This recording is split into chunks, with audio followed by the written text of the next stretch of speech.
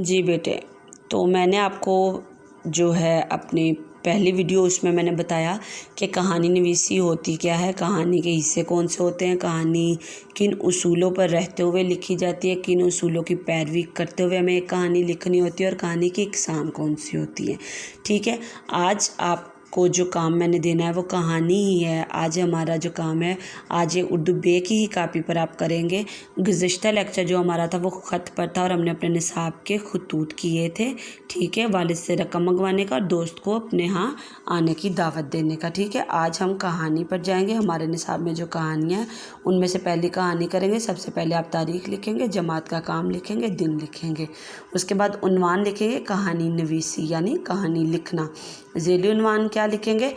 खाके की मदद से कहानी मुकम्मल करना। अब मैंने पीछे आपको इकसाम बताई थी कि कहानी की मुख्तलिफ इकसाम होती है, उसी में से ये पहली किस्म मैंने बताई थी खाके की मदद से कहानी के। एक खाका दिया जाता है, उस खाके को देखते हुए आपने एक कहानी लिखनी होती है। ठीक है, हम खाके की मदद से आज कहानी करेंगे। ये कहानी आप पहले बेटा जमात सवम से चहारम, पंजम, शीशम, पंजम तक आप ये करते आए हैं। अब आप शीशम में आ गए हैं तो अब भी इस पर कहानी लिखना आपके लिए मुश्किल नहीं है। तो मैं चाह रही थी कि इस पर मैं आपको एक लिखी लिखाई कहानी ना दूं, बल्कि मैं आपको कहूं कि आप खुद लिखें। ठीक है, इशारे में आपको यहाँ पर इशारात दे रही हूँ, आपको एक खाका दे रही हूँ ताकि आप उसको देख कर कहानी लिख सकें।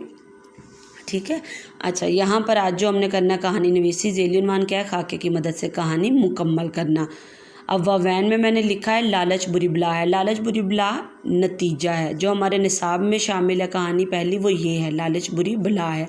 हमारे निसाब में भी ये कहानी नतीजा दिया गया है कहानी का। ठीक है, लालच बुरी बला है।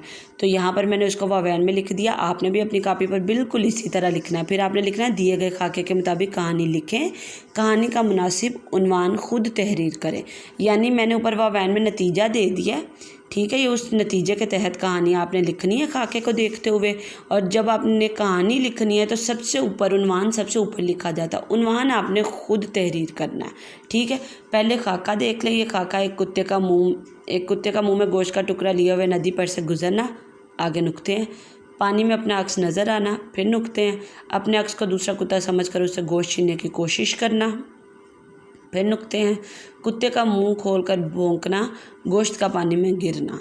ये कहानी हो गई मुकम्मल, लेकिन ये अंदर से छोड़ी हुई है। ये खाका है, इसको ज़हन में रखते हुए, इसको सामने रखते हुए और वो जो चीज़ें मैंने आपको बताई हैं कि कहानी किस तरह लिखी जाती है, क्या उसूल है, वो ज़हन में रखते हुए अब आपने कहानी खुद लिखनी है। आप ऊपर ये सारी चीज़ें लिखेंगे और उसी के नीचे से ही कहानी शुरू कर देंगे। ठीक है, लेकिन जब कहानी शुरू करनी है तो सबसे ऊपर आपने उन्वान की हेडिंग देनी है, क्योंकि आप अपना असल यहाँ से शुरू करने लगे हैं। ठीक है, उन्वान मैंने वावैन बनाया हुआ है लेकिन मैंने खाली छोड़ा हुआ है। ये भी आप खुद ही लिखेंगे, ये भी मैं नहीं बताऊंगी। ठीक है, यहाँ पर आपने उन्वान खुद लिखना है कहानी का और फिर आपने इस खाके को देखते हुए यहाँ पर कहानी लिखनी है। जब कहानी लिख लें तो आखिर में आपने नतीजा जो लिखना है वो ये वाला लिखना है जो आपको दिया गया है। ठीक है, लालच बुरी बला है के तहत आपने कहानी लिखनी है, उसका उन्वान भी। अच्छा, उन्वान लिखने का आपको आसान तरीका बता दूं। अक्सर बच्चे इसमें ना फंस जाते हैं कि उन्वान कैसे लिखना है। अब उन्वान लिखने का बेटा सबसे आसान तरीका ये होता है कि कहानी में जिस भी किरदार की बात हो रही है ना, कहानी का जो भी किरदार है, ठीक है, कहानी में जो किरदार है उसी किरदार को हम उन्वान में लिखते हैं। ठीक है, लेकिन हम यहाँ पर सिर्फ कुत्ता तो नहीं लिख देंगे। यहाँ पर जिस कुत्ते के अलावा किस चीज़ का जिक्र हो रहा है, गोश्त का जिक्र हो रहा है। ठीक है, तो उन्वान अब आपने खुद, मैंने आपको बता दिया कि उन्वान कैसे लिखा जाता है। उन्वान हमेशा कहानी के जो किरदार होते हैं उन्हीं को उन्वान बनाकर लिखा जाता है। ठीक है, तो अगर हमें उन्वान नहीं दिया तो हमने जो किरदार हैं उनको ज़हन में रखते हुए उन्वान खुद बनाना है। और अगर हमें उन्वान दे दिया जाए और कहा जाए कि नतीजा खुद लिखे तो उसका आसान तरीका ये है कि नतीजा जो कहानी का इख्तिताम होता है ना, कहानी एंड कहाँ हुई है, जैसे प्यासा कौवा में वो अपनी मदद खुद करता है ना, तो यहाँ पर कहानी एंड हुई, तो फिर उसका नतीजा क्या बनेगा कि जो अपनी मदद खुद करता है अल्लाह भी उसी की मदद करता है।